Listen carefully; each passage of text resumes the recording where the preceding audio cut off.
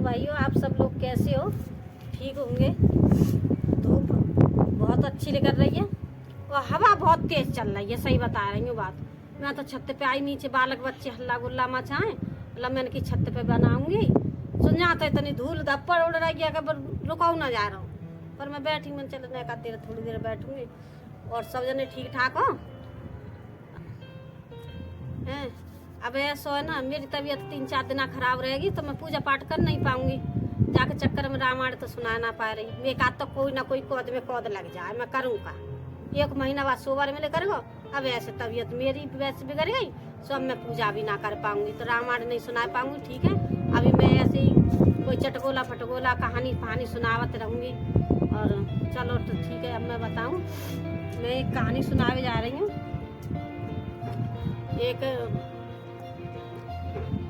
एक राजा हो, बाकी 7 बेटी। ठीक है, बाप और बेटी की कहानी है, मतलब राजा और उसकी बेटी। तो 7 बेटी राजा के। तो राजा है का अपनी बेटी से क्या करे हो कि बेटी तुम किसके नसीब का खाती हो? तो उसकी बड़ी बेटी बोली क्या पापा हम तो आपके नसीब का खाते हैं। अच्छा ठीक है। दूसरी बेटी से पूछा कि बेटी तुम किसके नसीब का खाती हो? बोले पापा जी आपके नसीब का खाते हैं। तो ठीक है। फिर तीसरी से पूछा बेटा आप किसके नसीब का खाती हो? तो पिताजी हम तो आपके नसीब का खाते हैं। चौथी से पूछा बेटी आप किसके नसीब का खाती हैं? चौथी ने भी बोल दिया पापा हम तो आपके नसीब का खाते हैं। 5वीं से पूछा बेटी आप किसके नसीब का खाती हो? बोले पापा जी हम तो आपके नसीब का खाते हैं। 6वीं से पूछा बेटी आप किसके नसीब का खाती हो? उसने भी कह दिया पापा जी हम तो आपके नसीब का खाते हैं। बोले बहुत अच्छी बात है, क्योंकि उस राजा को घमंड था, वो पैसे वाला था तो उसे काफी घमंड था। वो ये कहता था कि सबको मैं खिला रहा हूँ, सबको मैं चला रहा हूँ, मतलब वो मैं में था।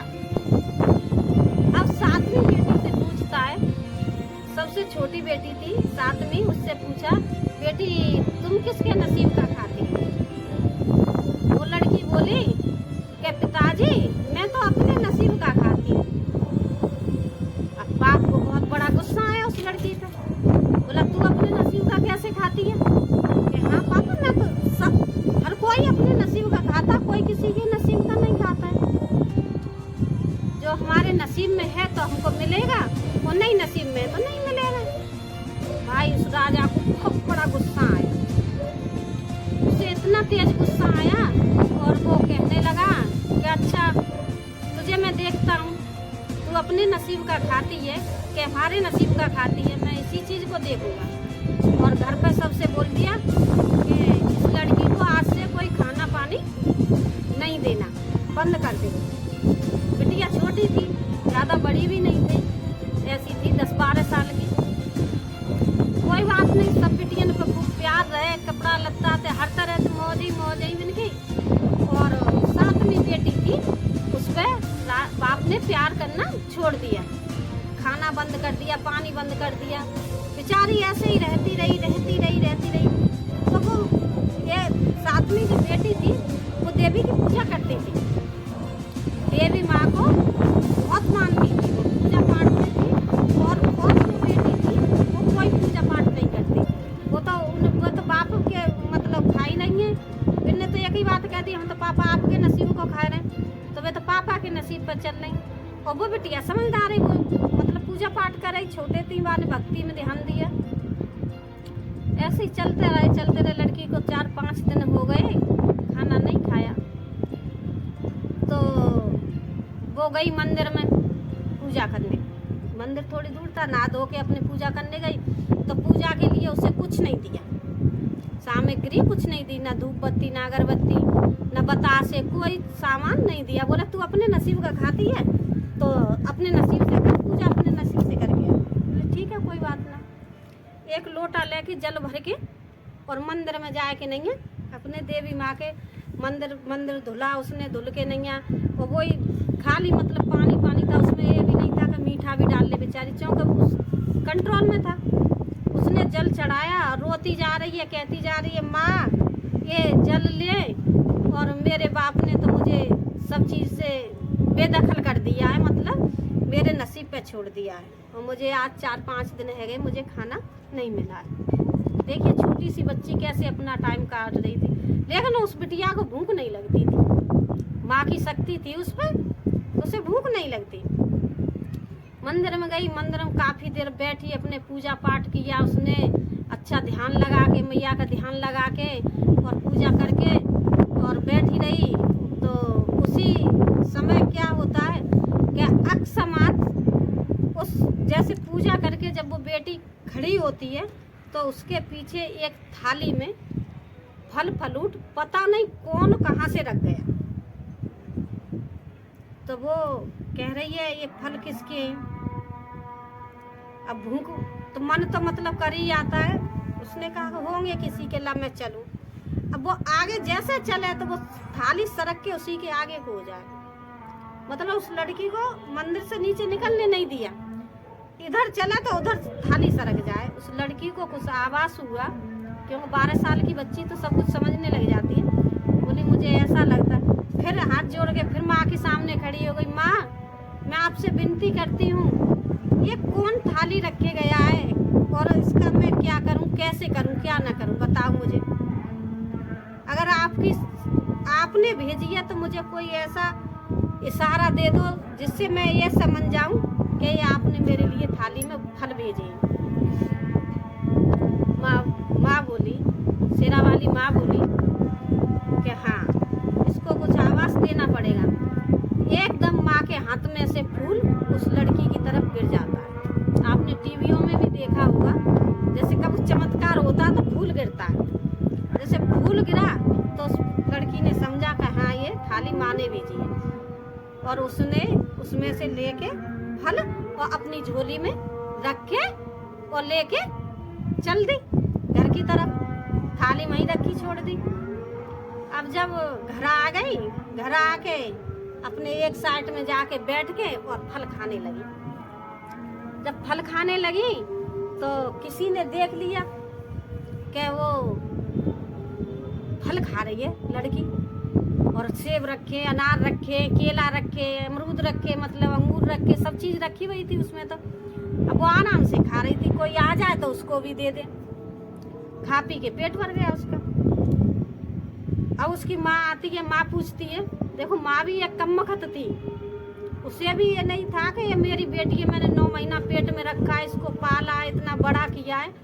चल उसका तेरा पति नहीं मानता है इस बात को, तुझे तो मानना चाहिए, लेकिन माने भी नहीं। माँ बोली, आई और कहने लगी कि अरे ये फल कहाँ से लाई है, कौन दे गया तुझे।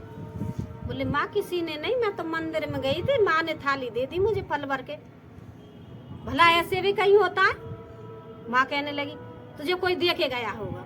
उसने अपने उस लड़की के बाप से कहा कि पता नहीं, और फल खा रही है और कह रही है कि मुझे तो मंदिर में थाली मंदिर में रखी हुई पाई। तो राजा ही होते हैं ना। पहले तो राजा ने कहा, पूरे गांव में पता किया कि किसी ने, मेरी लड़की पूजा करने गई थी मंदिर में, क्या किसी ने वहाँ थाली में फल रख दिए थे जो मेरी लड़की चोरी करके ले आई है और खा रही है। अब गांव वालों ने सबने मना कर दिया, क्यों गांव वालों ने तो रखे नहीं थे, वो तो माँ की कुदरती, माँ की देनी। सबने जब मना कर दिया तो बोले अब क्या करें। बोले कोई बात नहीं है, चलो आज तो जब फल मिल गए, आगे को देखेंगे, शायद ऐसा का कोई धरेगा हुआ, किसी ने खवा दिए हो, कोई हो जाको, कोई हिसाब किताब गलत तो ना चल रही है। फिर वहाँ पे और पहरेदारी सख्त खड़ी कर दी कि मंदिर में जाए तो वहाँ के पीछे कोई ना कोई जाए करे कि देखो जी कहाँ कर रही है, कहाँ से लेके आ रही है, कहाँ खा रही है। अभी आज जब वो दूसरे दिन फिर पूजा करने गई, तो पूजा करने गई तो पूजा करके फिर उसका वही काम कि माँ मुझे हिम्मत दो, और मेरे पिताजी ने तो मुझे अकेला छोड़ दिया है, मेरे साथ कोई नहीं है, और कल आपने वो फल दिए थे उसके पीछे मेरे तो बहुत फदियतें हुए हैं। अब माँ मेरी रक्षा करो और मुझे कोई ऐसा चमत्कार दिखाओ कि मुझे, मेरे बाप को ये पता चले कि मैं अपने नसीब का खाती हूँ। माँ बोली ठीक है। माँ तो भाई, तो माँ तो माँ ही है, उस माँ की तो कोई होड़ कर ही नहीं सकता है। इतने में क्या हुआ के पूजा करके, जैसे वही जल चढ़ाती बेचारी, और तो उसके पास कुछ नहीं था। जब पूजा करके फिर वो खड़ी होती है तो एक माँ के रूप में, औरत के रूप में एक महिला आ जाती है। देखिए माँ कैसे रूप, भगवान किस रूप में आता है कुछ पता नहीं चलता है। तो कपड़े तो उनके ऐसे ही थे, ज़्यादा अच्छे नहीं थे। तो आके और माँ खड़ी हो जाती है और कहती है, बेटा ले खाना खा ले, मैं खाना लाई हूँ। कहती माँ आप कौन हो, कहाँ से आई हो, और आप मुझे खाना क्यों खिला रही है? कल तो मुझे यहाँ मंदिर में थाली में फल मिले थे और आज आप खाना लाई हो, आप हो कौन? और मेरे पिताजी को पता चला तो आपको भी मरवा देंगे, मुझे भी मरवा देंगे। बोले बेटा तुम खा लो, तुम्हें इससे क्या लेना लेना है, तुम्हारे पिताजी को कुछ पता नहीं चलेगा। तो तब तक उसके आसपास कोई नहीं था लड़की के पास, और जैसे मैया थाली में खाना दे के गई उसे और उसको खाने लगी और बोल दिया कि इस थाली और बर्तनों को अपने साथ ले जाना, किसी को नहीं देना, अपने साथ ले जाना। अब वो ले के थाली फिर आई, आके नैया घर बैठ के अपना खाना खा रही। तो खाना जब खा रही तो वो बोली फिर घर वाले ने के वही साहब कि ये खाना कहाँ से आ गया? हाँ तो वो थाली लेके आ गई। अब फिर उसका वही हाल, उसकी माँ वगैरह पूछ रही है कि ये थाली कहाँ से लाई है, रोटी किसके घर से मांग के लाई है? अरे इसने तो हमको बदनाम कर दिया, ये लड़की क्या करके छोड़ेगी पता नहीं है। तो फिर वो यही शब्द कहती है, माँ मैं कहीं से मांग के नहीं लाई हूँ, एक वहाँ पे एक अम्मा आई थी, बड़ी बूढ़ी थी, पता नहीं देवी थी कौन थी, और वो मुझे थाली जबरदस्ती से मुझे किस्म खवा के मुझे थाली दे गई और मुझसे ये भी कह दिया कि ये बर्तन मुझे वापस मत करना। बोली फिर वहाँ राजा आते कही जाए कि रानी ने कि आज तुम्हारी बिटिया है का थाली में बहुत बहुत बढ़िया बढ़िया पकवान 56 प्रकार के भोजन लेके आई है, और बर्तन जो कह रही है कि बर्तन भी दे दे, जो कह दे बर्तन अपने पास रख लिए, लौटा रही है मत। राजा बड़ी गुस्सा आई, राजा बोलो क्या चक्कर हुआ, जब पूजा करो वो बंद करो, मंदिर का जाना बंद करो। अब देखना क्या हो रहा है इधर के लड़की फिर दूसरे दिन जाती है पूजा करने की, बंद करने के लिए कह रहे थे। तो कहती है हाँ, फिर उसके बाप ने क्या किया कि ऐसा करो इसकी शादी करो, अब इसकी शादी करो, वैसे यहाँ से भगाओ, नहीं तो जी हमारी बहुत बदनामी कर देगी, पता नहीं कौन देके जाता है, क्या लोग बात क्या कहेंगे। तो शादी के लिए लड़का देखते हैं, लड़का देखने को अब ऐसा कौन आदमी है सब बिना दहेज के शादी कर लेगा, कोई नहीं कर सकता है ना। एक दिन ऐसा हुआ कि वो लड़की काम तो करती थी, सारा काम करती थी घर का, तो वो जौ फटक रही, जौ होते ना गेहूं की तरह जौ होते, जौ साफ कर रही थी। साफ करते करते उसने उसमें से थोड़े से जौ दुबका लिए, जौ दुबका के, और वो लड़की अपना काम करके नहा धो के फिर पूजा करने चल दी। तो वो जौ लेके जा रही, जौ ज़्यादा नहीं थे उसके हाथ में, तो वो जौ घर से जैसे निकलती है ना, एक हाथ में लोटा पानी का था, और वो जौ ऐसे ऐसे एक एक जौ मंदिर तक डालती चली जाती है रास्ता में। तो इधर से जाती है तो जौ डाल के जाती है वो, लेकिन उधर से जब आती है लौट के तो वो जौ है का सोने के बन जाते हैं। जो सोने के बन जाते हैं, तो सोने के जौ जब बन गए फिर उधर से लौटती, वो किसी को नहीं दिखते। जब उधर से लौटती है, लौटने के बाद वही जौ और सोने के बन जाते, वो जौ उसके सोने के बन गए। जितने जौ उसने फैलाए थे इतने ही जौ, जैसे मान के चलो इतने फेंके होंगे, तो इतने अगर सोने के जौ मिल जाए तो आजकल तो आदमी करोड़न में खिल जाएगा। उधर से जब वो आ रही थी बिटिया, तो वो जौ सोने के जौ दिखे और ऐसे ले और झोली में डाल ले, ऐसे ले और झोली में डाल ले। इधर उसी रास्ता से एक पास के गांव का राजा का लड़का निकल के जा रहा था, घोड़ी पे चढ़ा हुआ था, वो निकल के जा रहा था, और चारों तरफ सातों गांवों में हल्ला तो हो ही गया कि राजा ने अपनी एक लड़की का नसीब देखने के लिए लड़की को बहुत बड़ी कठोरता दे रहा है, दंड दे रहा है। तो उसके बारे में सबको पता था। जब लड़का वो निकल के राजा का जा रहा था, उसने वो हर रोज उसी टाइम आता था जिस टाइम वो लड़की पूजा करने जाती थी।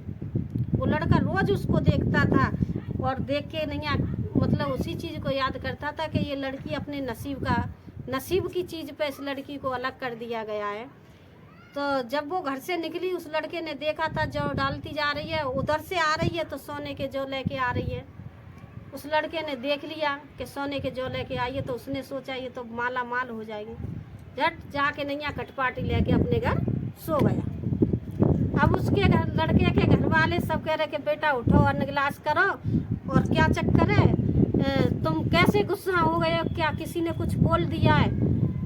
अगर किसी ने कुछ बोला हो तो उसको हम दंड देंगे। उसके पिताजी कह रहे हैं जो राजा थे कि हम उसको दंड देंगे, हमको बताओ क्या बात है। लड़का कहता है पिताजी किसी ने कुछ नहीं कहा है, मैं शादी करूंगा तो उस राजा की लड़की से करूंगा जिस राजा की लड़की ने ये कहा है कि मैं अपने नसीब का खाती। तो वो राजा कहने लगा बेटा उस लड़की से शादी करके तुम्हें क्या मिलेगा? अरे वो लड़की अपने नसीब का बोल रही है तो तुम्हें क्या मिलेगा? कि नहीं पिताजी। लेकिन उस लड़के ने जॉब वाली बात नहीं बताई, कुछ बात नहीं बताई। बोले मैं इस लड़की से ही शादी करूंगा और मुझे ऐसी लड़की के साथ शादी करनी है, शादी नहीं करवाओगे तो मैं अन्न गिलास नहीं करूंगा। तो राजा ही होते।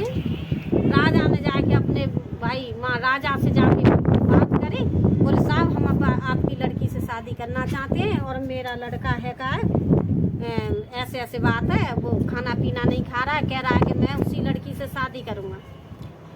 राजा तो बड़ा खुश हुआ, बोले बहुत अच्छी बात है, तुम्हारा लड़का भी साला बेवकूफ है।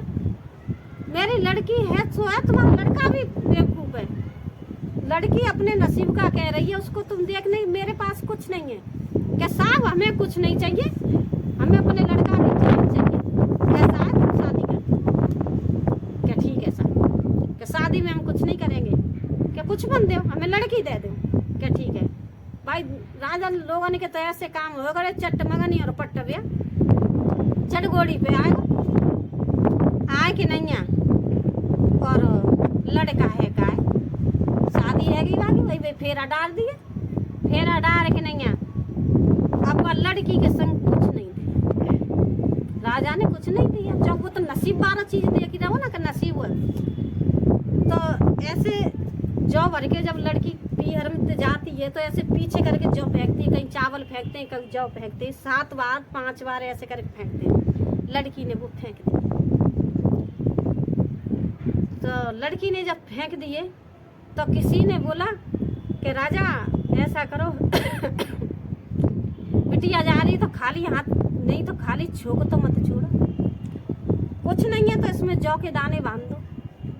बोला नहीं कुछ नहीं, हो सकता है मेरे इसी अन्न से और इसका पेट भर जाए। लड़का बोला कि नहीं जी नहीं, हमें कुछ नहीं चाहिए। लड़की बोली नहीं मुझे कुछ नहीं चाहिए। लड़की के जो सोने के दाने लड़की ने अपने सोने के जो अपने छिपा के रखे थे, किसी को नहीं बताया। जट वो अपने बिने धुमकाए के नहीं है बिने लेके ससुराल चली गई।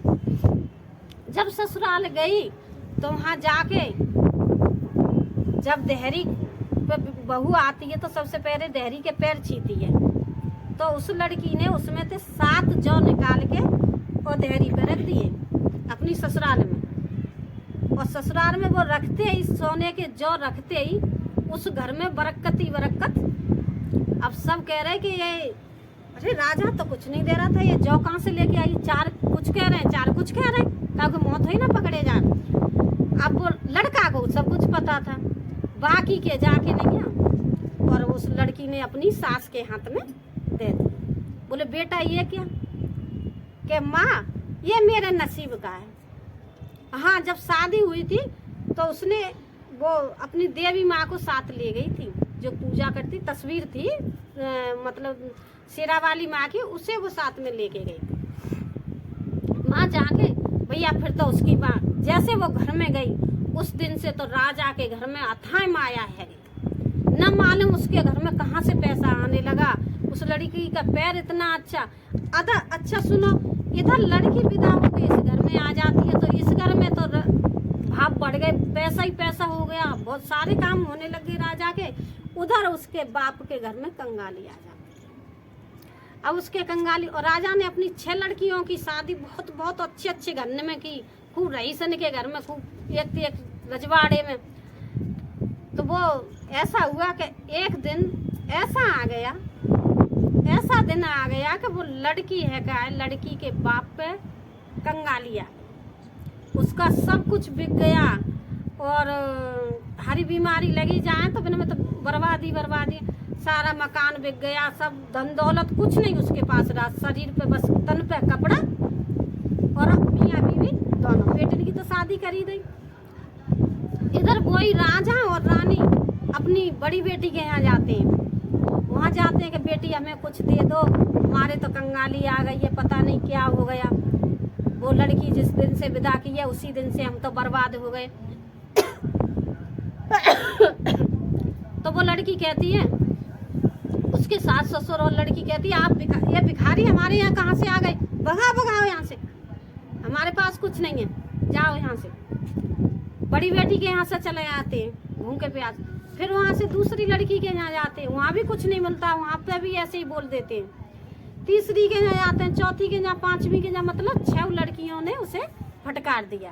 अब देखना, वो राजा घूमते घूमते उसी नगर में आ जाता है जिस नगर में उसकी छोटी बेटी 7वीं बेटी की शादी की थी, उसी नगर में आ जाता है। और नगर में क्या करता है कि ऐसे करके भीख मांगते मांगते उसे कोई भीख भी नहीं देता है। अब जैसे हमारी गली है, ऐसे गली में आ गया, और लड़की अपने मतलब अड्डा पर खड़ी हुई थी। लड़की ने देखा, ये पता नहीं ऐसे लग रहा है, जाने पहचाने से कोई लग रहे हैं। तो बिटिया तो जब ते घर में आई, जब ते तो वो मतलब पीहर में बुलाई ही नहीं। अब वो कह रही है कि अब सोच भी रही है कि मुझे अपने पिताजी लग रहे हैं, लेकिन